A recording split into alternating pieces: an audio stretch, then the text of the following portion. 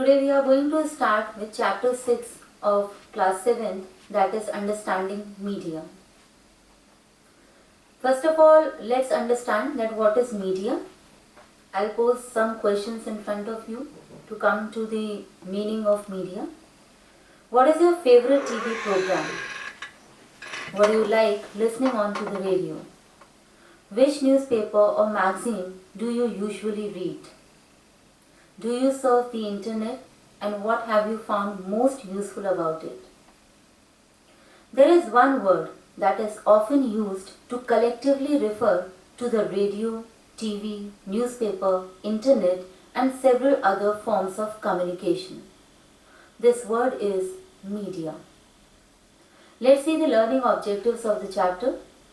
In this chapter, we'll learn about the forms of media, role of big business houses in the media coverage of events, media affects our daily life, what is a balanced report, what is censorship, and the role of media in setting agenda. What is media?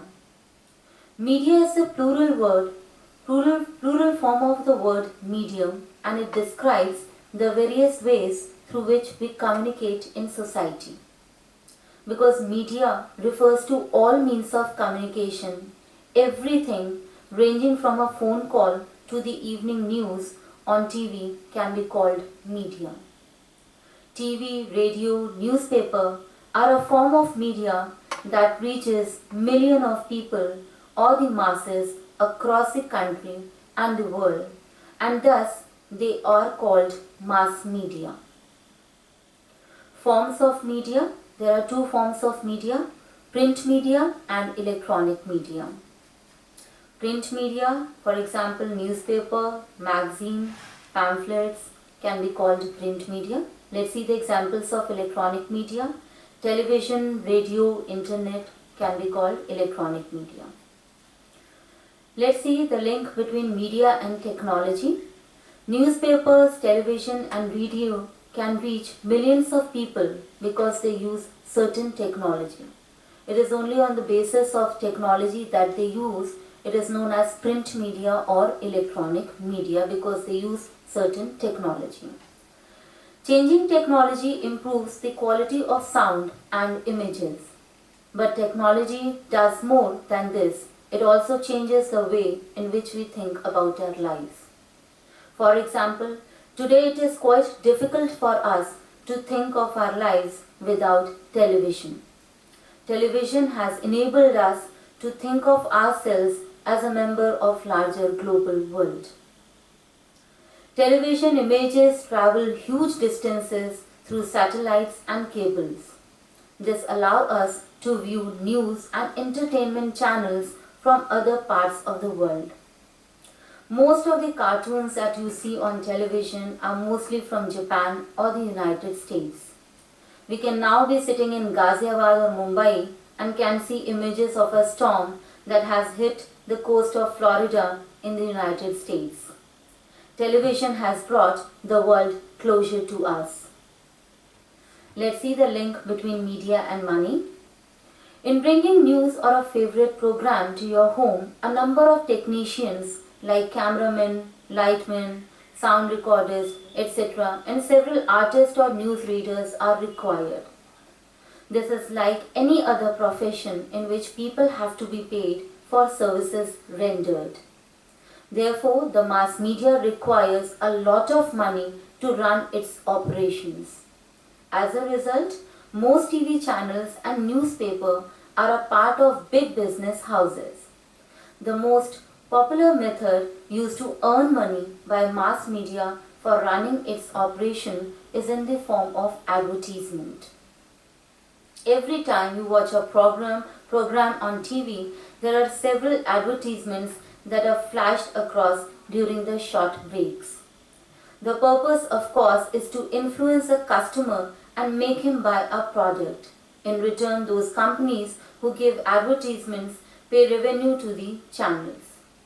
Radio also earns money through its audio advertisement. Let's see the link between media and democracy.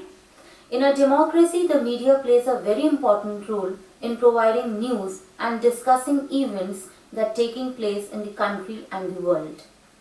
It is on the basis of this information that citizens can, for example, learn how government works. And often, if they wish to, they can take action on the basis of these news stories. Some of the ways in which they can do this is by writing letter to the concerned minister, organizing a public protest, demonstration, taking out rallies, and asking the government to rethink its program. Now see what is a balanced report. A balanced report is one that discusses all point of view of a particular story, then leaves it to the reader to make up their mind. It discusses the positive point also as well as the negative point also, and then leaving it on to the reader to decide that what the actual story is. That is a balanced report. Writing a balanced report, however, depends on the media being independent. And independent media means that no one should control and influence its coverage of news. No one should tell media that this thing should be included or this thing should be removed. An independent media is important in a democracy. It is on the basis of this information that the media provides that we take action as citizens. So it is important that the information should be reliable and it should not be biased. Because on the basis of this information only, the citizens can plan their actions. Now let's come to censorship. When the government prevents either a news item or scenes from a movie or the lyrics of a song from being shared with a larger public, this is referred as censorship. There have been periods in Indian history when the government censored the media. The worst of these was the emergency between 1975-1977. While the government does continue to censor films, it does not really censor the media's coverage of news. Despite the absence of censorship by the government, most newspapers nowadays still fail to provide a balanced story. The reason for this are complicated. Persons who research the media have said that this happens because business houses controls the media. At times, it is the interest of the big business houses to focus on only one side of the story. Media's continual need for money and its link to advertising means that it becomes difficult for media to report against people who gives them advertisement. Media is thus no longer considered independent because of its close links to business. Setting agendas. By focusing on particular issues, the media influences our thoughts, feelings and actions and bring those issues to our attention.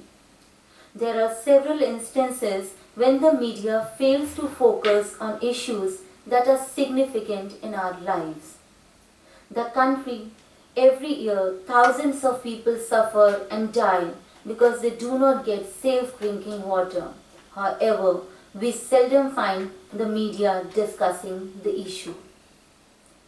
Let's summarize the chapter.